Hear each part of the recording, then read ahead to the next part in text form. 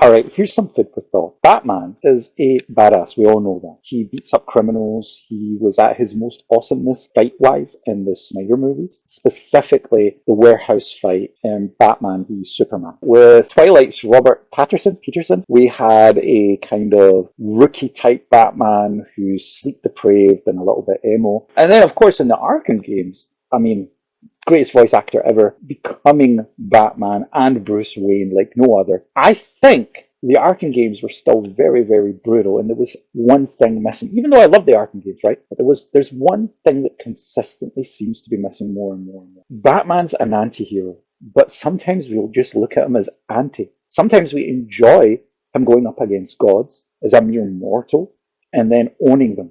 And that's fun because he's kind of like the underdog. I think that reflects a lot of people's egos. Oh, I'm the underdog. I wish I could take on the big guy. And then you see Batman doing it and you're like, yeah, cool. But I think what a lot of writers are forgetting in the comic books and the movies, also even in the video games to some extent, is that he's still a hero, even if he's anti. One of the best Batman comics that I've ever read actually proves this. There's a kid holding a gun to Batman. The kid is damaged, like emotionally and mentally damaged.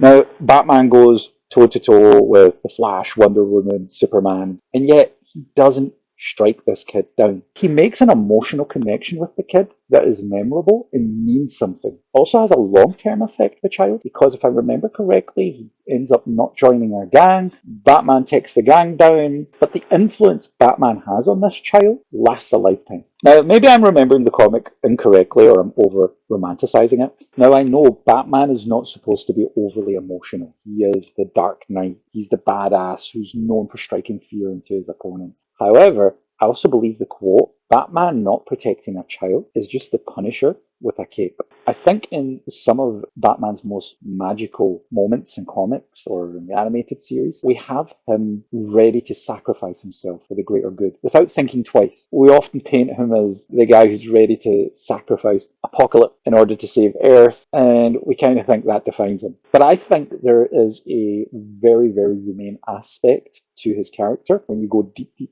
down inside. And I think that's been lost over the years. Maybe I'm talking rubbish. Let me know what you think. 감사합니다.